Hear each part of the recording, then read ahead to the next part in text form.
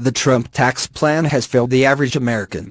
Did the self-proclaimed great dealmaker make a great deal when it came to structuring tax reform?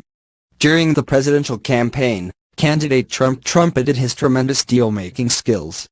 To assess how those played out in the recent tax reform negotiations, it is useful to recall what actually constitutes a good transaction. In business, deals fall into three categories: lose-lose, win-lose and win-win. Lose-lose deals never knowingly occur. Why would both sides agree to terms under which neither side benefits?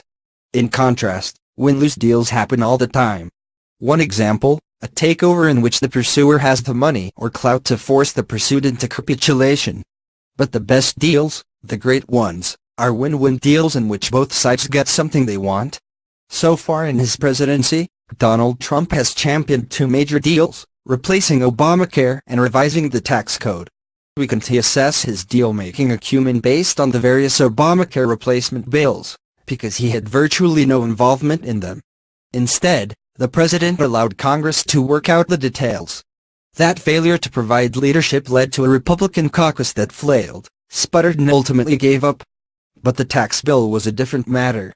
Trump learned from the Obamacare debacle, and when it came time to negotiate tax code revisions, he was fully engaged. The president clearly and specifically laid out his goals, the most urgent being a corporate tax rate reduction from 35% to 20%. Republicans on the Hill welcomed Trump's leadership, delivering him a bill that fully bears his imprint. But is it a great deal? Is it win-win? Trump says it is. Corporations obviously benefit from a huge tax reduction. Meanwhile, the middle class, though receiving a smaller and temporary tax cut, benefit from companies spending more on jobs and higher salaries. Further, Trump claims, the American economy benefits from growth spurring corporate investment in areas such as jobs and manufacturing infrastructure. The problem is that while the first assertion is unquestionably true, the law's corporate tax reductions are explicit and permanent, the rest is mere wishful thinking. Worse, it is wishful thinking in the face of evidence pointing in the opposite direction. Previous examples at both the federal and state levels illustrate what really happens when companies receive government windfalls.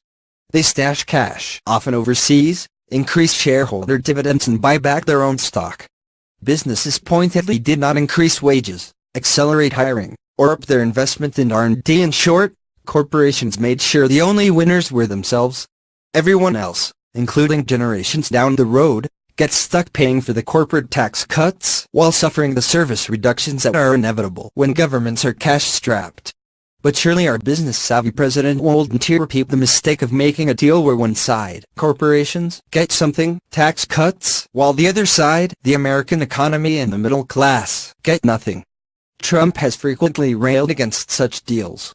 From the Iran nuclear accord to NAFTA to the TPP, Trump has objected to deals where, in his view, America gets played for a patsy. He would never sign such a deal, he has declared. And yet we now have a tax law in which the government gives businesses everything they want, exacting nothing in return. As a result, any middle-class or general economic benefits are, at best, specious. Meanwhile, there is no question that an additional $1.5 trillion of debt won't do the economy any good. The sad irony is that Trump, were he truly a great deal-maker, could easily have made this a win-win proposition. All he had to do was make explicit the benefits for both sides.